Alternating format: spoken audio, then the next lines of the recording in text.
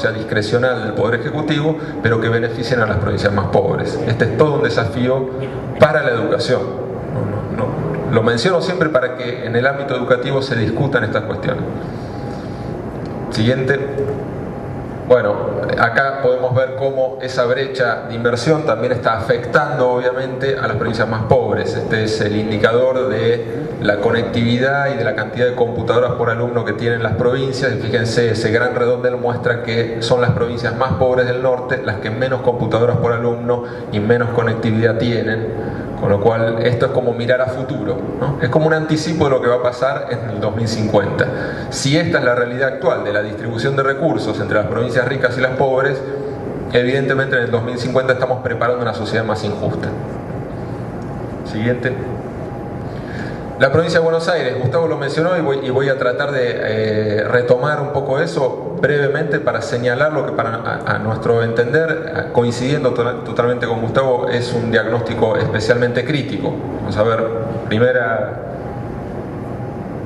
pasaje al sector privado. Entre 2002 y 2007, 100.000 alumnos se fueron de la escuela pública en la provincia de Buenos Aires, la escuela estatal. Se fueron directamente, no están más. Es decir, esto es una caída en términos absolutos. Esto pasa solamente en contextos extraordinarios. No ha pasado nunca en la historia argentina una caída en términos absolutos de la matrícula. Al mismo tiempo se sumaron 115.000 alumnos en las escuelas privadas. Y un poco lo que decía Gustavo, son los sectores medio bajos los que se están pasando a la escuela privada. Ya se fueron los sectores medios en la década de los 90, ahora están pasando los sectores medio bajos con la recuperación económica y sus pocos recursos los utilizan para comprar educación privada.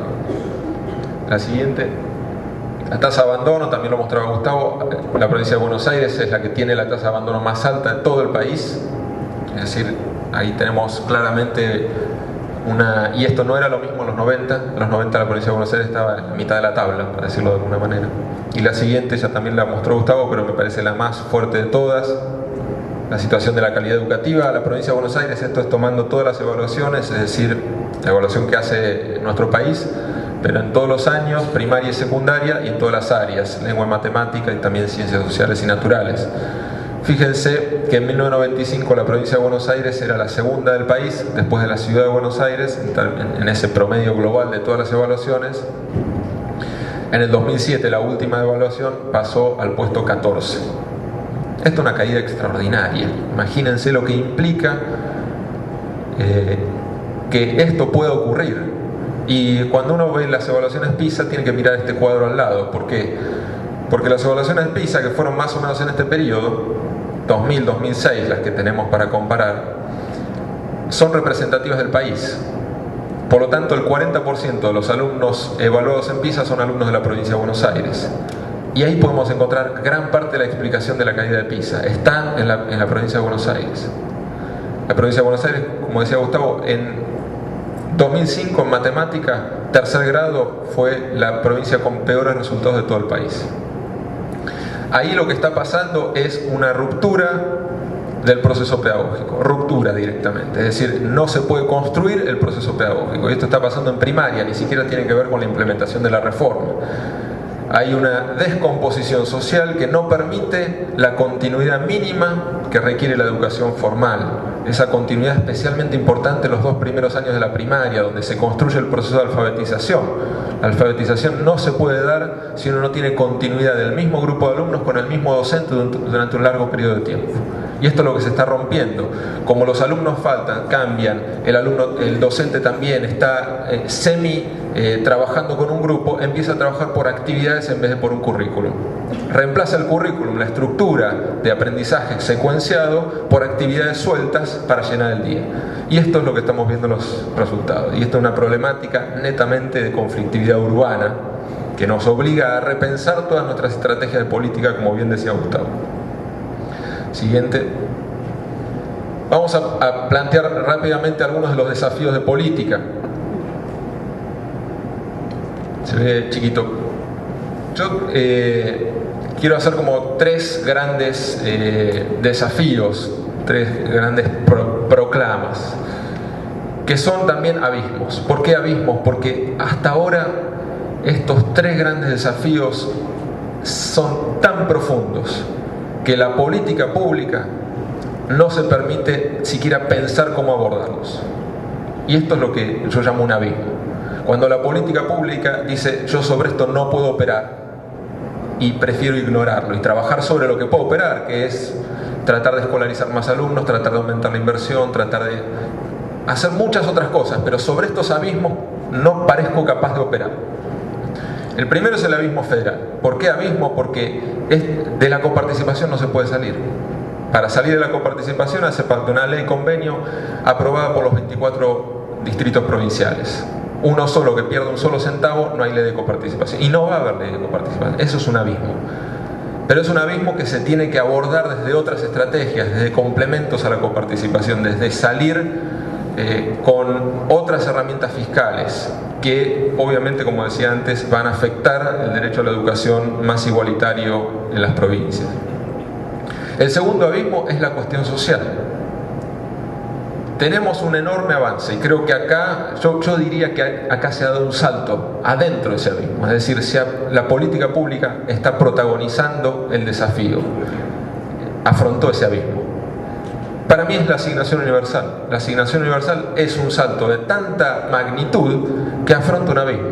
Ahora, eso nos va a generar, y nos está generando obviamente, incluso yo diría nos está duplicando, el abismo pedagógico, porque ahora vamos a tener un desafío extraordinario en términos pedagógicos. Ya lo teníamos con toda esa transformación que yo mencionaba, pero ahora lo vamos a tener acelerado y comprimido en el tiempo. Y acá tenemos un gigantesco desafío para los docentes, cómo trabajar en condiciones donde los alumnos piensen que ahora están yendo a la escuela en gran medida por una motivación económica, cómo construir un proceso pedagógico alrededor de esa inclusión educativa. Y por otro lado, el tercer abismo es el abismo cultural, ¿no? Eso es evidente, ¿no? El abismo entre la escuela y las formas de reproducción de la cultura, las formas de reproducción de cómo se percibe a partir de una sociedad cargada de nuevos medios e imágenes. Sabemos que hace 30 o 40 años que la escuela no sabe cómo abordarlo y la política pública tampoco. También ahí creo que estamos abordando parte de ese abismo, a partir de decidir finalmente avanzar en equipar a todas las escuelas a partir del plan de conectividad y de una computadora por alumno y por docente. No hay que olvidarse de ese segundo componente, por docente también. Pero también vamos a tener un inmenso desafío y desfasaje entre la materialidad de las computadoras y el proceso pedagógico que va a tener que adaptarse para utilizarlas. Todo esto creo que nos plantea que el gran objetivo de la política pública tiene que seguir siendo la formación docente. Hoy Alberto decía que hemos pasado de 3 años, que en realidad la verdad eran 2 años y medio, si uno tiene que ser sincero, de formación de los maestros de inicial y primaria, a 4 años. Es un gran avance. Ahora creo que tenemos que seguir pensando más allá en cómo construir una formación docente que prestigie ese trabajo. Para mí es la tarea fundamental para afrontar todos estos desafíos. No podemos seguir teniendo institutos de formación docente que sean simplemente la forma de mantener a las mujeres en los pueblos. Y que esa es una forma de pensar la educación como contención. Contener a una mujer en el pueblo y traducir eso en términos de la escuela es simplemente contener a los alumnos.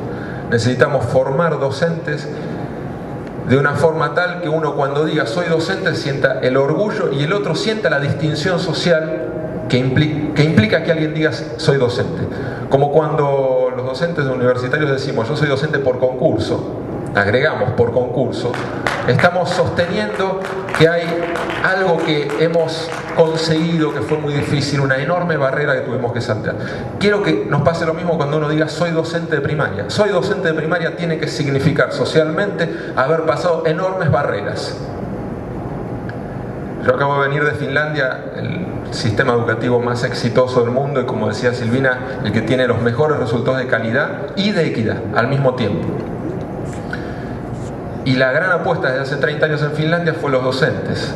Formar docentes autónomos que defiendan su lugar de trabajo y que construyan la autonomía desde abajo. Ellos hace 15 años eliminaron el sistema de inspección, lo eliminaron, no tienen un solo inspector que visite las escuelas. Pero todos me decían, no lo eliminamos por una decisión política, fue una consecuencia de haber formado docentes con tanta capacidad que ya no necesitan ningún sistema de inspección. Docentes que tienen 6 años de formación con maestría incluida para ser maestro de primaria. De cada 100 aspirantes en Finlandia entran 2 a ser futuros docentes, de cada 100 aspirantes. Es la profesión más buscada de todo el país y es el país más exitoso en educación. Esto es un poco el faro, yo creo, al 2050. Cómo construir ese perfil de docente. Esto implica una enorme decisión política, implica prestigiar al docente y a partir de ese prestigiar al docente generar la autonomía, que decía Gustavo, creo que es un paso posterior, no es el paso anterior. E implica pensar que la política educativa no puede resolver lo que pasa en las escuelas. En esto tenemos que ser muy conscientes. Ya el modelo, hay incluso una discusión internacional, un libro muy reciente que creo es el gran libro de política educativa que va a ser todavía de los próximos años, se llama The Fourth Way, la cuarta vía. Y dice, la primera vía, educación estatal. Segunda vía, años 80, especialmente en los países anglosajones, reformas de mercado, privatización, competencia entre las escuelas, pago por resultados, mucha presión, un currículum y evaluaciones que miden todo el tiempo que pasa en las escuelas, mucha presión para los docentes. Tercera vía, Tony Blair, Anthony Giddens, un mix, Estado-mercado, tratar de agarrar lo mejor de los dos. La cuarta vía, esto lo dice Andy Hargreaves en su libro, es Finlandia. El sistema tiene que centrarse en los docentes. El docente tiene que tener la capacidad para decidir qué hacer en el aula. No puede decidir porque tiene presión de que si hace bien las cosas le pagan más, si hace bien las cosas cumple con las obligaciones del Estado. Tiene que de alguna manera saber defender lo que hace, hasta tal punto que no necesita inspección. Este es un poco el horizonte y creo que hacia ahí tenemos que apuntar a futuro. Y por último, una mueca de esperanza, vamos a siguiente, después de tanta también análisis crítico de nuestro sistema educativo, el 40% lo llamo. Esta es una encuesta muy interesante que se hizo hace un par de años, representativa de todo el país en escuelas secundarias, una encuesta a alumnos y a docentes. Y una de las preguntas, que es la que estoy remarcando acá, era si pensaban los docentes y los alumnos que esta escuela secundaria era mejor que la de sus padres, es decir, que la de los padres de los alumnos, ¿no? Es decir, de la generación anterior. Y fíjense que los docentes, solamente el 13% decía que esta escuela es mejor que la de los padres de sus alumnos. Solamente el 13%. Imagínense la desesperanza que eso implica. Y en cambio los alumnos, el 42% decían que esta escuela es mejor que la de sus padres. Vamos a la siguiente, que creo que hay una explicación. Este es el porcentaje de alumnos de las escuelas secundarias que tienen padres que no llegaron a ir a la secundaria. Justamente el 40%. Es decir, el 40% de los jóvenes que hoy están en la secundaria son primera generación de secundaria. Sus padres no terminaron la primaria, o la terminaron pero no empezaron la secundaria, o directamente no fueron a la primaria. Estos chicos están culturalizándose en la escuela secundaria porque no tienen en su familia la cultura de la escuela secundaria. ¿Cómo no va a ser mejor para este 40% esta escuela secundaria que la de sus padres? Esta es también una construcción de toda esta visión crítica de la educación. Tiene que saber entender y procesar este dato. A veces tenemos una visión desde las clases medias, de las clases altas, de que esta escuela es peor, que se derrumbó, que la escuela pasada enseñaba mucho más, que había rigurosidad, prestigio, y nos olvidamos que esa escuela no existía para los sectores pobres de la población. Directamente no existía, era una nada. Tenemos que empezar a cambiar también nuestras representaciones, y en ese cambio de las representaciones, que tiene que trabajar mucho sobre los docentes, tenemos que pensar cómo esta es una gran conquista Y ahora tenemos que saber defender esta conquista en términos pedagógicos. Muchas gracias.